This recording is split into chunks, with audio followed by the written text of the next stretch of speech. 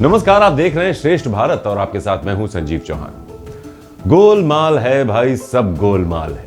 ये हम कोई गाना नहीं गा रहे, ये तो वो बात है जो इस वक्त देश के तमाम एग्जिट पोल चिल्ला चिल्ला कर बोल रहे हैं। जैसा कि आप सब जानते हैं, हाल ही में देश के 5 अहम राज्यों में विधानसभा चुनाव हुए हैं, जिन्हें अगले साल होने वाले लोकसभा चुनाव का सेमीफाइनल माना जा रहा है, रिहर्सल माना जा रहा है। 3 दिसंबर को इन 5 राज्यों की वोटों की गिनती होगी और पता चलेगा कि इस बार वहां किसकी किस्मत का ताला खुलने वाला है और यह पता चलेगा कि इस बार जनता ने किसे अपने राज्य की बागडोर सौंपी है। हालांकि गुरुवार को आए एग्जिट पोल के नतीजों में सब कुछ गोलमाल नजर आ रहा है। कुछ एग्जिट पोल बीजेपी को जिता रहे हैं तो दूसरे कांग्रेस का गुणगान कर रहे हैं। तो कुल मिलाकर पिक्चर अभी तक साफ नहीं हो पाई है कि इस बार कहां किसे जनादेश मिलने जा रहा है। ज्यादातर एग्जिट पोल दिखाते हैं कि मध्य प्रदेश और राजस्थान में पेच फंसा हुआ है। दोनों राज्यों में दोनों पार्टियों में कांटे की टक्कर है।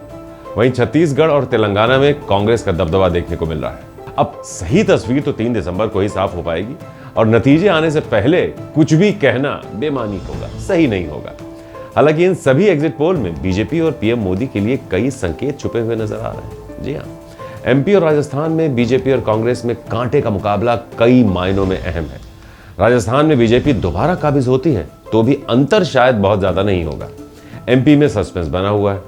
अब बेशक उत्तर भारत में बीजेपी की स्थिति मजबूत है, लेकिन कांग्रेस उसके पीछे तेजी से आ रही है। जो जमीन उसने खोई थी वो उसे वापस हासिल कर रही है, ऐसा कहना है लोगों का।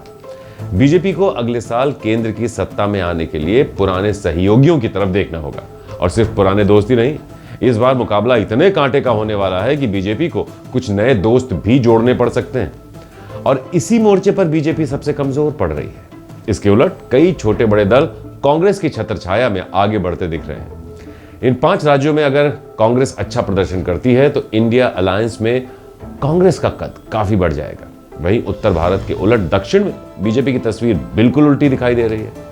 तमाम कोशिशों के बावजूद बीजेपी दक्षिण में अपनी पोजीशन मजबूत करने में नाकाम दिख रही है। कर्नाटक, आंध्र प्रदेश, केरल से लेकर तमिलनाडु और तेलंगाना तक में बीजेपी का कोई प्रभाव नहीं दिखाई दे रहा है और ना ही वहां मोदी का जलवा दिख रहा है। इन राज्यों में उसके पास ना तो असरदार नेता है, ना दमदार प्रचारकों की सेना।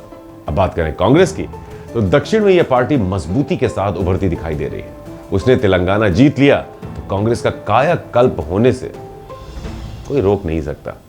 राजनीति की बात हो और गुटबाजी ना हो, ये तो हो ही नहीं सकता। कांग्रेस की तरह ही बीजेपी में भी गुटबाजी की कोई कमी नहीं है। उदाहरण के लिए राजस्थान चुनाव को ही ले लेते हैं।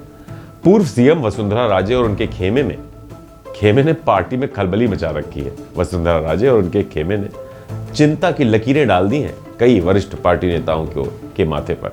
पार्टी के कई वरिष्ठ नेताओं में आलाकमान को लेकर नाराजगी जग जाहिर है।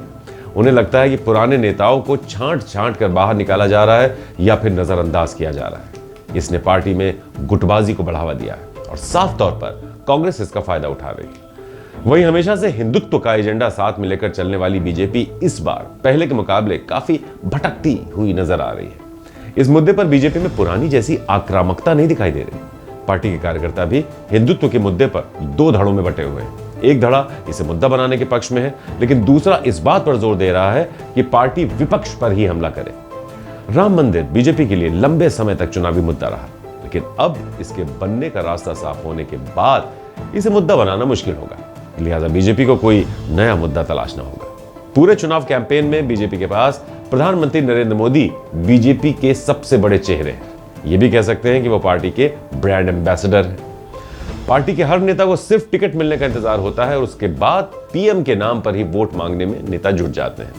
पिछले कुछ सालों में यही ट्रेंड रहा है। बेशक पीएम मोदी पार्टी के बाकी नेताओं के लिए रोल मॉडल हो सकते हैं, लेकिन उन्हें सिर्फ पीएम की परफॉर्मेंस पर ही वोट नहीं दिया जा सकता। पार्टी के दूसरे नेताओं को भी जोर लगाना होगा और जनता के मन को लुभाना होगा। तो बहरहाल अब तो बस आप भी 3 दिसंबर का इंतजार करिए, क्योंकि महज कुछ ही घंटों में यह साफ हो जाएगा कि अगले साल होने जा रहे लोकसभा चुनाव के सेमीफाइनल में कौन बाजी मार रहा है और किसका तख्ता पलट हो रहा है। नमस्कार। श्रेष्ठ भारत पर खबरों से जुड़े रहने के लिए चैनल को सब्सक्राइब करें, बेल आइकन दबाएं और देखते रहें श्रेष्ठ भारत।